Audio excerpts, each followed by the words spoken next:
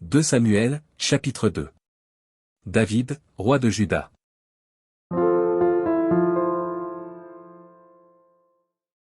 Après cela, David consulta l'Éternel, en disant, « Monterai-je dans une des villes de Juda ?»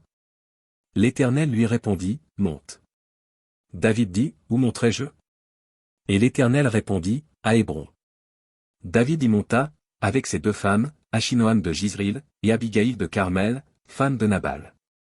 David fit aussi monter les gens qui étaient auprès de lui, chacun avec sa maison, et ils habitèrent dans les villes d'Hébron. Les hommes de Juda vinrent, et là ils honnirent David pour roi sur la maison de Juda. On informa David que c'étaient les gens de Jabé en Galade qui avaient enterré Saül.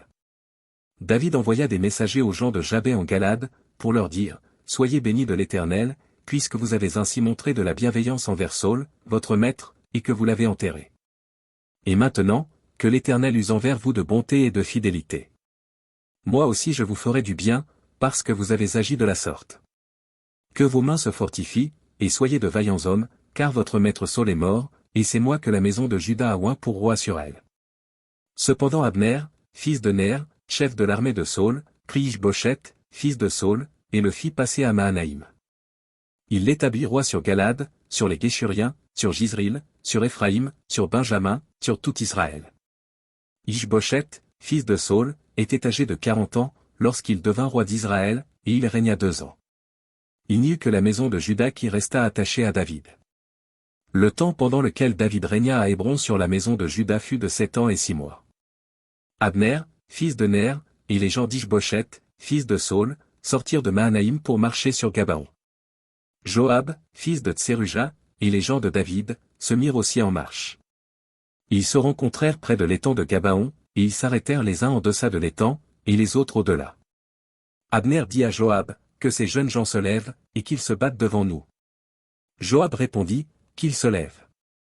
Ils se levèrent et s'avancèrent en nombre égal, 12 pour Benjamin et pour Ish-Bosheth, fils de Saül, et 12 des gens de David. Chacun saisissant son adversaire par la tête lui enfonça son épée dans le flanc, et ils tombèrent tous ensemble. Et l'on donna à ce lieu, qui est près de Gabaon, le nom de Helkat-Hatsurim. Il y eut en ce jour un combat très rude, dans lequel Abner et les hommes d'Israël furent battus par les gens de David. Là se trouvaient les 3 fils de Tseruja, Joab, Abiskaï et Asaël. Asaël avait les pieds légers comme une gazelle des champs.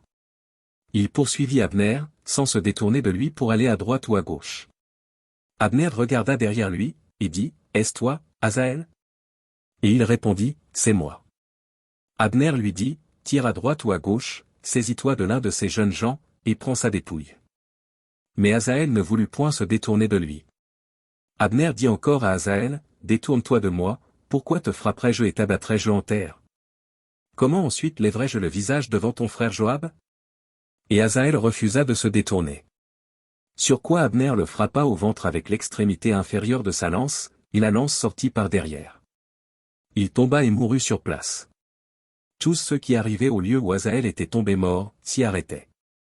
Joab et Abiskaï poursuivirent Abner, et le soleil se couchait quand ils arrivèrent au coteau d'Ama, qui est en face de Giach, sur le chemin du désert de Gabaon. Les fils de Benjamin se rallièrent à la suite d'Abner et formèrent un corps, et ils s'arrêtèrent au sommet d'une colline. Abner appela Joab, et dit, « L'épée dévorera-t-elle toujours? Ne sais-tu pas qu'il y aura de l'amertume à la fin? Jusqu'à quand tarderas-tu à dire au peuple de ne plus poursuivre ses frères » Joab répondit, « Dieu est vivant. Si tu n'eusses parlé, le peuple n'aurait pas cessé avant le matin de poursuivre ses frères. » Et Joab sonna de la trompette, et tout le peuple s'arrêta, ils ne poursuivirent plus Israël, et ils ne continuèrent pas à se battre.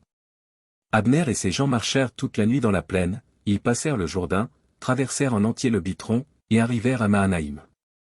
Joab revint de la poursuite d'Abner, et rassembla tout le peuple, il manquait 19 hommes des gens de David, et Asaël. Mais les gens de David avaient frappé à mort 360 hommes parmi ceux de Benjamin et d'Abner. Ils emportèrent Asaël, et l'enterrèrent dans le sépulcre de son père à Bethléem. Joab et ses gens marchèrent toute la nuit, et le jour paraissait quand ils furent à Hébron.